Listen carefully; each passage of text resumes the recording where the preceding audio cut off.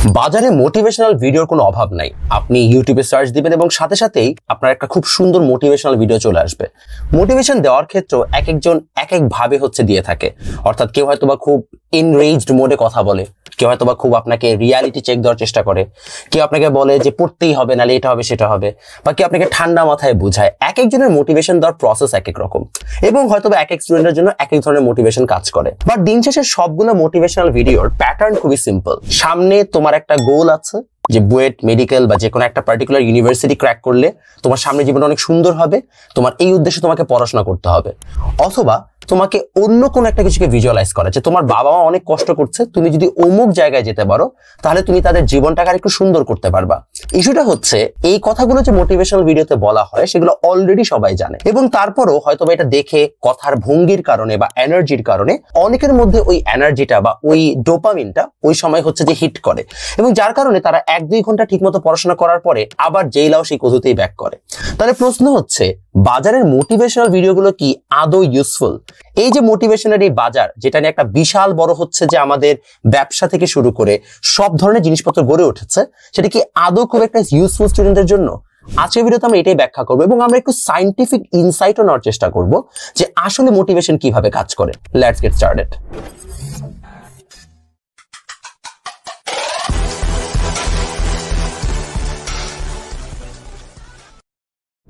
So এই ভিডিওতে আমরা মোট 5টা ভাগে ভিডিওটাতে ভাগ করব। কি কি টপিক নিয়ে কথা বলবো? নাম্বার 1 আমরা কথা বলবো যে আসলে মোটিভেশনাল ভিডিও তুমি যখন দেখো, অর্থাৎ কমন মোটিভেশনাল ভিডিও, তখন তোমার মধ্যে এক্স্যাক্টলি কি কি জিনিস কাজ করে। নাম্বার 2, আসলে কিভাবে ডোপামিন এবং এপিনেফ্রিন কিভাবে আসলে যে কাজ করে, অর্থাৎ যে দুইটা যে অ্যাকচুয়াল হরমোন, ইম্পর্টেন্ট হরমোন, যে দুইটা দিয়ে আসলে মানুষজনের মধ্যে হ্যাপিনেস প্লাস মোটিভেশনাল জিনিসগুলো কাজ করে, সেগুলো আসলে কিভাবে ওয়ার্ক করে সেটা নিয়ে আমরা আলোচনা করব। নাম্বার 3, আমরা আরেকটা খুব ইম্পর্টেন্ট জিনিস নিয়ে আলোচনা করব, সেটা হচ্ছে আসলে কিভাবে মোটিভেশন ক্রিয়েট করতে হয় এবং সেটার 3টা স্টেপ কি কি হতে পারে। নাম্বার 4, আমরা ভিজুয়ালাইজেশন অফ গোল নিয়ে আলোচনা করব, এবং এই 4টা জিনিসের পরে ফাইনালি আমরা ব্যাখ্যা করব, আর এটা আমার পার্সোনাল একটা ওপিনিয়ন হবে, যে আসলে মোটিভেশনাল জিনিসগুলো কিভাবে ফাংশন করা উচিত।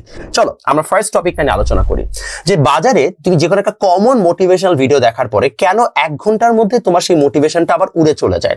এটার তোমার বড় কারণ হচ্ছে, মোটিভেশনাল ভিডিও তুমি যখন দেখো, কারো কাছে তুমি যখন কথা শোনো, তার সেমিনার শোনো, যেটাই শোনো না কেন, তখন তোমার মধ্যে ডোপামিন হিট করে, অর্থাৎ ডোপামিন রিলিজ হয় যে আচ্ছা ঠিক আছে আমাকে এখন পড়তে হবে। এই যে একটা অ্যাড্রেনালিন রাশ বা এই যে তোমার মধ্যে একটা হঠাৎ করে যে একটা স্পৃহা জন্ম নেওয়া, এটাকে আসলে আমরা সাধারণত মোটিভেশন বলছি। প্রবলেম যেটা হয় সেটা হচ্ছে, তুমি এই ধরনের একটা মোটিভেশনাল ভিডিও দেখার পরে বা একটা পোস্ট পড়ার পরে তুমি 1 থেকে 1.5 ঘন্টা বা সর্বোচ্চ 3-4 ঘন্টা হয়তো খুব মন দিয়ে পড়বা, বাট তারপরে তোমার মধ্যে ওই জিনিসটা আর কাজ করে না। এটার অন্যতম বড় রিজন হচ্ছে, তোমরা যখন যে এই মোটিভেশন জিনিসগুলো দেখো, তখন তোমার খুব সাময়িক সময়ের জন্য ডোপামিন রিলিজটা হয়, তারপরে তোমার মধ্যে ওই জিনিসটা আর কাজ করে না। কারণ তুমি যদি সবসময় ডোপামিনের উপর ডিপেন্ডেন্ট হয়ে অলওয়েজ মোটিভেশন সিক করতে থাকো, বা তোমার পড়াশোনার জিনিসগুলোকে তুমি যদি সিক করতে থাকো, তাহলে তুমি কখনো লং রানে সাস্টেইন করবাই না। বিকজ এটার ফাংশনালিটিটাই এরকম যে তুমি একটা ভিডিও দেখার পরে তোমার খুব অল্প সময়ের জন্যই তোমার মধ্যে মোটিভেশনটা জেগে উঠবে। অর্থাৎ এটার ফাংশনই ছিল তোমাকে খুব কম সময়ের জন্য আসলে মোটিভেটেড করা, বাট লং রানের জন্য এই জিনিসটা কখনোই ফাংশনাল ছিলই না। ইভেন সায়েন্সও তোমাকে কখনো বলে না যেরকম একটা ভিডিও দেখে তুমি আসলে লং রানের জন্য মোটিভেটেড হইতে পারবা।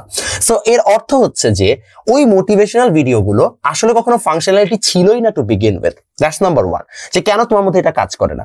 সেকেন্ডলি, মোটিভেশনাল ভিডিওগুলো আসলে তোমাকে লং টার্ম প্ল্যান কখনো সাজেস্ট করে না। লং টার্ম প্ল্যান যখন সাজেস্ট না করে থাকে, তাহলে তুমি হয়তো বা যখন একটা ভিডিও দেখছো যে হারে বুয়েটে গেলে কিনা কি হবে, এই কথাটা চিন্তা করে তুমি 1 ঘন্টার জন্য হয়তো বা পড়াশোনা করবা, বাট 1 ঘন্টা পরে তুমি যখন আবার দেখবা আর আমার তো বিশাল সিলেবাস বাকি, আমি কিভাবে কি করব, তখন ল্যাক অফ প্ল্যানিং এর জন্য তোমার এই মোটিভেশনটা ফার্দার আর কাজ করে না। এটাই যে অন্যতম বড় রিজন, যে লং টার্মের জন্য আসলে যে সকল জিনিসপত্র দরকার ওই মোটিভেশনাল ভিডিওগুলোর মধ্যে এই ধরনের জিনিসগুলো ল্যাকিংস থাকে। এই কারণে কিন্তু আমি খুব একটা কখনো আমার চ্যানেলে আমি কখনোই খুব একটা মোটিভেশনাল ভিডিও দেই না, আমার কাছে এটা পছন্দই না। বিকজ মোটিভেশন দিয়ে যদি আসলে কাউকে বুয়েটে মেডিকেলে চান্স পাওয়ানো যেত, তাহলে আসলে জাস্ট মোটিভেশনাল ভিডিও বিক্রি করে আমি অনেক টাকার বড়লোক হয়ে যেতাম। সেটা পসিবল না। এবং that's the only reason why আমি আসলে বিশ্বাসও করি যে আসলে মোটিভেশনাল ভিডিও খুব একটা কাজ করে না।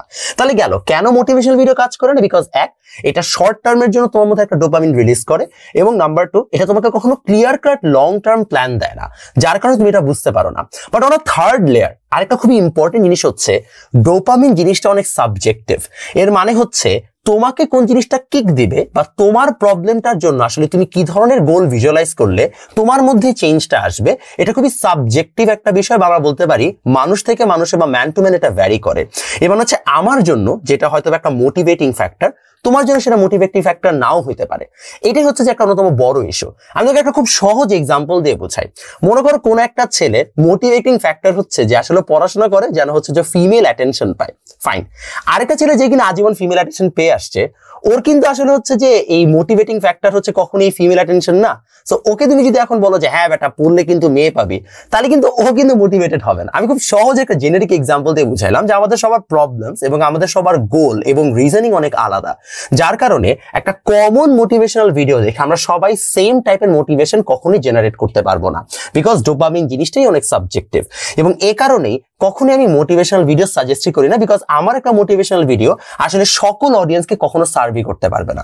এটা গেল এক নম্বর রিজন ওয়াই বাজারের মোটিভেশনাল ভিডিও কাজ করে না। বাট প্রশ্ন হচ্ছে তাহলে ডোপামিন আসলে কাজ করে কিভাবে, অর্থাৎ যে হরমোনগুলো আসলে আমাদেরকে মোটিভেশন দেয় তাদের সিস্টেমটা কি? এটাই মূলত আসলে অ্যান্ড্রু হিউবারম্যান ল্যাব, তার হচ্ছে যে একটা খুব ভালো চ্যানেল আছে, আমি কি নামটা ভুল বললাম না? নাম তো ঠিকই বলছি মনে হয়। সো ওই হিউবারম্যান ল্যাবটা হচ্ছে যে তুমি যদি হচ্ছে চ্যানেলটা ফলো করো, আমি আসলে মূলত ওনারই অনেকগুলো ভিডিও দেখছিলাম যে আসলে হাউ ডাজ মোটিভেশন ওয়ার্ক, এবং আমি এই কথাটা ওনার কাছ থেকে নিয়েছি। উনি খুব সুন্দর একটা কথা বলেছে, সেটা হচ্ছে আমরা সবসময় মনে করি বা আমাদেরকে সবসময় মনে করানো হয় যে ডোপামিন রিলিজটা তখনই হয় যখন আমরা রিওয়ার্ড সামনে দেখতে পারি, যে আমি এখন পড়াশোনা করলে আমি আসলে বুয়েটে যেতে পারবো। এই যে আমার সামনে একটা রিওয়ার্ড বা গোল দেওয়া হয়েছে, আমি ওইটার কথা বারবার দেখলে আমি হচ্ছে মোটিভেশনাল, মানে আমার ওইদিকে হচ্ছে মোটিভেশন বাড়বে। এবং দ্যাটস ওয়াই সব ধরনের মোটিভেশনাল ভিডিওতেই তোমাকে কিন্তু বারবার বলা হয় যে অমুক জায়গায় তুমি যেতে পারবা, এই জন্য তুমি পড়াশোনা করো। This is wire he finds out যে আসলে এটা একটা রং আইডিয়া, বিকজ উনি বলেন যে আসলে আমাদের মধ্যে যে হরমোনটা আসলে আমাদেরকে মোটিভেট করে, সেম হরমোনটা সকল ধরনের হচ্ছে যে জীবের মধ্যে এক্সিস্ট করে। ফর এক্সাম্পল, তুমি যদি একটা ভেড়ার পালকে কখনো তুমি যদি হাঁটতে দেখো ডেজার্ট মানে বনের মধ্যে, তাহলে তারা যদি এখন হচ্ছে পানির সন্ধানে যেতে চায়, তাহলে তারা সবসময় কি করে? তারা সবসময় ওই ডাইরেকশনই মুভ করার চেষ্টা করে যেখানে তারা চিন্তা করে আচ্ছা আমি মনে হয় এখানে গেলে পানি পেতে পারি। অর্থাৎ সে কিন্তু একবার পানির দেখা পেয়ে গেলে তার মধ্যে ওই হরমোনটার কিক করে না, বাট সে যে পানির জায়গায় পাবে এই কথার চিন্তা করে তার এই জার্নিটাকে সে হচ্ছে মোটিভেটেড করে। অর্থাৎ আমি যদি তোমাকে খুব সিম্পল ভাষায় বুঝাই, ডোপামিন রিওয়ার্ড দেখলে যে সবসময় আসলে আমাদের মাঝে আসে তা না, রাদার ডোপামিন আসলে তখনই আসে যখন আমরা হচ্ছে যে আসলে একটা জার্নির মধ্যে বা আমাদের হচ্ছে ওই রিওয়ার্ডটার কথা আমরা না দেখে রাদার আমরা জার্নিটাতে বেশি বেশি ফোকাস করি। এর মানে হচ্ছে ওই ভেড়ার পালের জন্য আসলে বলতে পারো ওই জার্নিটাই হচ্ছে যে তাদের ডোপামিন রিলিজের একটা ফ্যাক্টর ছিল। যখন সে ওই পুকুরটা দেখতে পায় তখন কিন্তু তার কাছে আর, বা হচ্ছে নদীটা দেখতে পায় তখন তার কাছে আর ওই ডোপামিন কিকিংটা হয় না। আমাদের জন্য সেম ঘটনা। আমরা যদি আমাদের সবসময় বুয়েট পেলে তারপরে আমরা হ্যাপিনেসটা ফিল করব, এই ধরনের মোটিভেটিং ফ্যাক্টর রাখি, তাহলে সমস্যা হচ্ছে আমাদের কাছে আমাদের জার্নিটা কখনো মোটিভেটিং লাগবে না। বাট আমাদের জার্নিটাকে যদি আমরা মোটিভেটিং বানাইতে পারি অনলি দেন, বা আমাদের জার্নিটাকে যদি আমরা ডোপামিন রিলিজের একটা সোর্স বানাতে পারি অনলি দেন, আমাদের কাছে মনে হবে যে না ঠিক আছে, আসলে আমাদের কাছে জিনিসটাকে একটু মজা লাগছে বা আমাদের কাছে জিনিসটা ভালো লাগছে। এটা হচ্ছে যে অন্যতম বড় ইস্যু, যে আমাদের মধ্যকার যে হরমোনস গুলো আছে সেগুলো ডোপামিন রিলিজের যে আসলে সোর্সটা কি হবে সেটা আমাদেরকে ফিক্স করা। গোলটাকে সোর্স না বানিয়ে জার্নিটাকে যদি আমরা সোর্স বানাই ডোপামিন রিলিজে, তাহলে আমাদের জন্য জিনিসটা সহজ হবে। এখন প্রশ্ন হচ্ছে নাম্বার 3, যে তাহলে মোটিভেশন ক্রিয়েট করব কিভাবে? এখানে আমি একটা খুব সিম্পল 3 স্টেপ প্রসেসে যাই রাদার দেন হচ্ছে যে coming up with a lot of boring issues. Number 1, external influence. Number 2, internal influence. And number 3 হচ্ছে reflex action. External influence কি? এক্সটার্নাল ইনফ্লুয়েন্স মানে হচ্ছে তোমার আশেপাশের মানুষ এবং এনভায়রনমেন্ট তোমাকে কিভাবে ইনফ্লুয়েন্স করে, এবং this is where I always tell you যে আসলে কিভাবে ইনস্টিটিউশন তোমাকে হেল্প আউট করে। যেমন আমি নটরডেমে পড়েছি, এবং নটরডেমে আমার আশেপাশে সব সময় না এটা নিয়েই কথা হইতো যে আচ্ছা বুয়েটে এই ম্যাথটা আসছিল কিভাবে করা যায়, আচ্ছা ওই কুইজটাতে এই কোয়েশ্চেনটা আসলে আমি পারি না কিভাবে করা যায়। অর্থাৎ আমার আশেপাশের মানুষ সারাক্ষণ পড়াশোনা নিয়ে কথা বলছে, যার কারণে দেখা গেছে আমিও না একটা টাইম পরে ওদের মতোই হয়ে গেছে, বিকজ মেজরিটি আমাকে ওইদিকে করে নিয়ে গেছে। অর্থাৎ এনভায়রনমেন্ট বা কালচার যদি তোমাকে লেখাপড়ার প্রতি সবসময় হচ্ছে যে মনোযোগী করে তোলে, তাহলে অটোমেটিক্যালি তুমিও সেই জায়গায় হচ্ছে যে ভালোই করবা। কম্পেয়ার টু দ্যাট, যদি আমি এমন কোনো জায়গায় পড়তাম যেখানে বেশিরভাগ মানুষ পড়াশোনা করতে চায় না, পড়াশোনা করলে তারা আনকুল মনে করে, তাহলে ওই জায়গাটাতে আমিও ওদের ইনফ্লুয়েন্সে মনে করতাম যে আচ্ছা ঠিক আছে, পড়াশোনা করতে আসলে কি লাভ, পড়াশোনা করে কোনো লাভ নাই। অর্থাৎ এক্সটার্নাল যে ফ্যাক্টরস গুলো আছে, এটা তোমার ফ্যামিলি মেম্বার্স, তুমি কোন জায়গায় পড়াশোনা করছো, অর্থাৎ তোমার আশেপাশের পরিবেশ কিরকম, তুমি কোন কোচিং এ পড়ছো, সেখানের আশেপাশের স্টুডেন্টরা কিরকম, কিংবা তোমার ফ্রেন্ডসরা কিরকম, এই এক্সটার্নাল যে ইনফ্লুয়েন্স গুলো আছে সেগুলো অনেক বেশি পরিমাণে ম্যাটার করে তোমাকে মোটিভেট করতে অ্যাবাউট এভরিথিং। সো এই জিনিসটা মাথায় রাখবা যে হ্যাভিং গুড ফ্রেন্ডস, অর্থাৎ তোমার যে জিনিসগুলোর উপর কন্ট্রোল আছে, যদি তুমি একটা ভালো কলেজে পড়তে পারো, ভালো ফ্রেন্ড গ্রুপ ম্যানেজ করতে পারো, তোমার ফ্যামিলিতে যারা আসলে ভালো জায়গায় গেছে তাদের সাথে তুমি সখ্যতা গড়ে তুলতে পারো, there is a better chance যে তুমি আসলে ভালো জিনিসের প্রতি মোটিভেটেড হবা। এন্ড তুমি জিনিসটা খেয়াল করে দেখবা, এই জন্যই কোন একটা ফ্যামিলিতে যদি 2 ভাই বোন থাকে ইন মোস্ট, বা 2 ভাই থাকে, 3 বোন থাকে, ইন মোস্ট কেসেস তারা সবাই হচ্ছে ভালো ইউনিভার্সিটি বা ভালো জায়গায় যায়। কারণ হচ্ছে যে মোটিভেটিং ফ্যাক্টর গুলো ফ্যামিলির এক মেম্বার থেকে আরেক মেম্বারের মধ্যে পেনিট্রেটেড হয়। এই জিনিসগুলো ইম্পর্টেন্ট। নাম্বার 2 হচ্ছে ইন্টারনাল ইনফ্লুয়েন্স। ইন্টারনাল ইনফ্লুয়েন্স মানে হচ্ছে যেটা তুমি একদমই সোললি নিজেকে মোটিভেট করার যে ফ্যাক্টর গুলো আছে। মোটিভেশনের ক্ষেত্রে যে জিনিস তোমরা সবসময় ভুল করো, তোমরা মনে করো মোটিভেশন মানে হচ্ছে আমি একটা ভিডিও দেখেই হচ্ছে মোটিভেটেড হয়ে যাবো। আবার মোটিভেশনের জিনিসটাকে আসলে তোমাকে একটা লাইফস্টাইলে কনভার্ট করতে হয়। এর মানেটা কি? এর মানে হচ্ছে অবস্টেকলস কে দূর করা। How does it really work? মনে করো তোমার প্রতিদিন সকালবেলা ঘুম থেকে উঠে পড়া উচিত, এটা তুমি বুঝতেছো যে এই সময় পড়লে তোমার ভালো হবে। তো তুমি এখন ঘুম থেকে উঠে পড়ার জন্য তুমি একটা মোটিভেশনাল ফ্যাক্টর তুমি যদি এখানে অ্যারেঞ্জ করতে পারো, তাহলে তোমার জন্য ভালো। ফর এক্সাম্পল, তুমি যদি এখন রিলিজিয়াস মানে একজন মানুষ হও, তাহলে তোমার জন্য ফজরের নামাজ পড়াটা একটা ফরজ কাজ। তাহলে তুমি যদি সেই কাজটা করো, আচ্ছা ঠিক আছে, আমি প্রতিদিন সকালবেলা উঠে আমি ফজরের নামাজটা পড়লে অটোমেটিক্যালি আমার সওয়াব হবে, তার সাথে সাথে আমি পড়াশোনা করবো, তাহলে তোমার সাথে একই সাথে তুমি একসাথে 2টা রিওয়ার্ড পাচ্ছ, এবং তোমার একটা এক্সট্রা হচ্ছে যে জিনিস তুমি নিজের জন্য অ্যাড করলা, যার কারণে তোমার সকালে উঠার একটা আলাদা টেন্ডেন্সি তৈরি হলো। আচ্ছা, পড়াশোনা না করলে আমার সেই জিনিসটা করলে আমার জন্য ভালো। এইভাবে তুমি নিজের লাইফের মধ্যে বেশ কিছু অবস্টেকলস কে দূরে সরায় এক্সট্রা রিওয়ার্ডিং পয়েন্টস নিজের মধ্যে অ্যাড করতে পারো, যেটা তোমার অভ্যাসকে গড়ে তুলতে সাহায্য করবে এবং তোমাকে ইন্টারনালি মোটিভেটেড করবে, কারণ তোমার এখন রিওয়ার্ডের পয়েন্টস গুলো বেড়ে যাচ্ছে। এটা তোমাকে একটা এক্সাম্পল দিলাম, এরকম নিজের জন্য তোমার কোনটা কাজ করে সেটা তুমি ভালোভাবে বের করতে পারো। তারপরে চলে আসবে রিফ্লেক্স অ্যাকশন। রিফ্লেক্স অ্যাকশনটা ইম্পর্টেন্ট। রিফ্লেক্স অ্যাকশনটা গড়ে ওঠে যখন তুমি আসলে আস্তে আস্তে তুমি নিজেকে হ্যাবিচুয়েটেড করে ফেলবা এই ধরনের কাজের জন্য। ফর এক্সাম্পল, আমি জিনিসটাকে এইভাবে চিন্তা করি যে আমি যখন অ্যাডমিশন টেস্ট দিচ্ছিলাম, অ্যাডমিশন টেস্টের সময় আমার আসলে আমি একটা জিনিস আমার মাথায় ঢুকছিল যে আমি আসলে আমার যত হচ্ছে যে কি বলে এটাকে, অ্যাডমিশনের যে ম্যাথ গুলো আছে ফিজিক্সের, সেগুলোকে আমি সব একটা খাতার মধ্যে হচ্ছে রেজিস্টার করব। এখন এটাতে কি সুবিধা হয়েছে? সুবিধা হচ্ছে যখন আমি এটা চিন্তা করেছি, রাদার দেন থিঙ্কিং যে আচ্ছা আমি ইসাক স্যারের বই থেকে 5টা ম্যাথ করলাম, কনসেপ্ট বুক থেকে 5টা ম্যাথ করলাম, কোয়েশ্চেন ব্যাংক থেকে 5টা ম্যাথ করবো, এরকম আবছা না করে আমি কি করলাম, আমি একটা খাতা নিলাম, যে খাতার মধ্যে আমি সবগুলো যেসব টাইপের কোয়েশ্চেন আছে আমি টাইপ ওয়াইজ সবগুলো কোয়েশ্চেনকে হচ্ছে এরকম করে লিখলাম। বাই দ্য ওয়ে, তোমরা আমার যে ফিজিক্সের একটু পদার্থ একটু অঙ্ক যে গাণিতিক সিরিজটা কিনো, এটা কিন্তু এই খাতাটা, আমার যে মেইন খাতাটা ছিল ওইখান থেকে হচ্ছে যে এটার উৎস, অর্থাৎ এখান থেকে বলতে পারো যে ওই বইগুলোর আইডিয়া আসছে আমার মাথায়, বা এটার অনেকগুলো এখানকার ম্যাথে আবার ওই বইগুলোতে গেছে। সো আমি কি করলাম, আমি একটা খাতা নিলাম, খাতা নেওয়ার পরে আমি সুন্দর মতো হচ্ছে যে ওই জায়গায় লেখা শুরু করলাম, যাচ্ছে ঠিক আছে ইসাক স্যারের বই 5টা ম্যাথ আছে, টাইপ ওয়াইজ আমি সাজানো শুরু করলাম, যাচ্ছে ভেক্টরের নদী নৌকা সংক্রান্ত অঙ্ক নিয়ে লিখলাম। প্রথমে ইসাক স্যারের বই থেকে সবগুলা ম্যাথ করলাম, তারপরে কনসেপ্ট বুক, তারপর কোয়েশ্চেন ব্যাংক, সবগুলা ম্যাথকে আমি খাতার মধ্যে করলাম। সুবিধা যেটা হলো, এই যে খাতার মধ্যে আমার সবগুলা ম্যাথকে একটা নোট করার যে অভ্যাস তৈরি হয়েছে, এই কারণে আমি জোরপূর্বক মন না চাইলেও বিরক্ত লাগলো আমি কি করলাম, এটা করলাম, বিকজ এই খাতাটা পূর্ণ হলে আমার খুব ভালো লাগে, যাচ্ছে আমার কাছে একটা সুন্দর গুছানো জিনিস হয়ে গেছে। এই জিনিসটা আমাকে একটা এক্সটার্নাল হ্যাপিনেস দেওয়া শুরু করছে। এই ধরনের যদি তুমি বেশ কিছু হচ্ছে রিফ্লেক্স অ্যাকশন ক্রিয়েট করতে পারো, যে আচ্ছা ঠিক আছে আমি এটা দেখলেই করে ফেলবো, না ভাই আমি কোনোভাবে এটা মিস করতে পারবো না, কারণ মিস করলে আমার ভালো লাগবে না, তাহলে তোমার জন্য আরো বেটার হবে। অনেকেই আছে যারা হচ্ছে যে ক্লাস নোট খুব সুন্দর করে করতে পছন্দ করে, আমার অনেক স্টুডেন্ট আছে, আমি তাদের মধ্যে রিফ্লেক্স অ্যাকশনের বেশ কিছু গ্লিমসেস দেখতে পাই। তারা কি করে, তারা মনে করো আমার ক্লাসটা নোট করছে, আমি আবার ইচ্ছা করে বলেও দিই যে আমি তোমাকে একটা হোমওয়ার্ক দিচ্ছি, তুমি কিন্তু বাসায় যে এটা প্র্যাকটিস করে এখন তুমি ফাঁকা রাখো।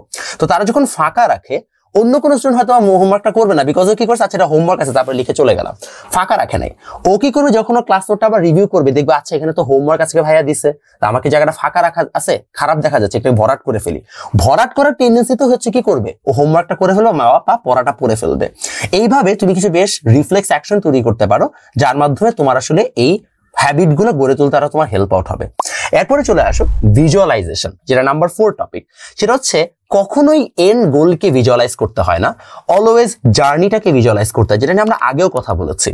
অনেকে আমি দেখি যে আসলে তারা তাদের রিডিং টেবিলের সামনে বুয়েটের লোগো এইসব এসেট্রা দিয়ে রাখে। আবার আমার একটা স্টুডেন্ট ছিল, আমাকে একবার পড়াতে গিয়েছে, দেখলাম এখানে লেখা আছে বুয়েট আই এম কামিং, এইভাবে হচ্ছে যে একটা কথা লিখে রেখেছেন। সো এই যে ঠিক আছে, it's a very good thing যে ওর আসলে একটা এন্ড গোল আছে, বাট এটার পাশাপাশি প্রতিদিনকার জার্নিকেও আসলে তোমার সেপারেট একটা গোল হিসাবে চিন্তা করা উচিত, যে আচ্ছা ঠিক আছে আমি এই সপ্তাহে এতটুকু পড়বো, তাহলে হচ্ছে যে আমার জার্নিটা ডান।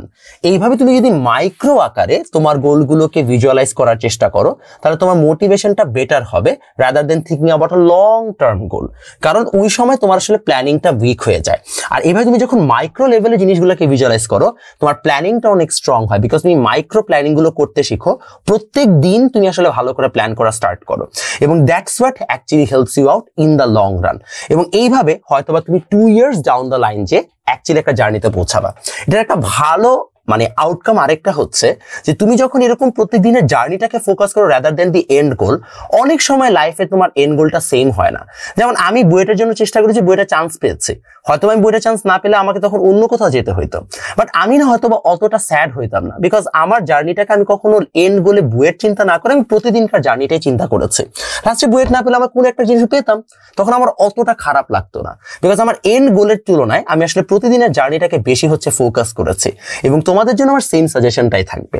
লাস্টলি আমার কাছে যদি ওপিনিয়ন জিজ্ঞেস করো, সেটা হচ্ছে যে আমার কোনো সমস্যা নাই যে কেউ কোনো মোটিভেশনাল ভিডিও দেখে মোটিভেটেড হচ্ছে, দ্যাটস অ্যাবসলিউটলি ফাইন। এখন অনেকেই হয়তো এখানে একটা কমেন্ট এসে বলতে পারে, না ভাই আমি তো মোটিভেশনাল ভিডিও দেখে মোটিভেটেড হয়ে পড়তেছি, that's okay, that's absolutely amazing. হয়তো আমি অনেক জায়গায় লাইফে এরকম লিখে ডিমোটিভেটেড ফিল করলে হালকা পাতলা মোটিভেশনের চেষ্টা করি, বাট আমার পার্সোনাল এক্সপেরিয়েন্স আমাকে এটাই বলে যে আসলে মানুষকে একটা বড় কিছুতে যখন হচ্ছে যে অ্যাচিভ করতে হয়, তখন তাকে কনসিস্টেন্টলি কাজ করতে হয়।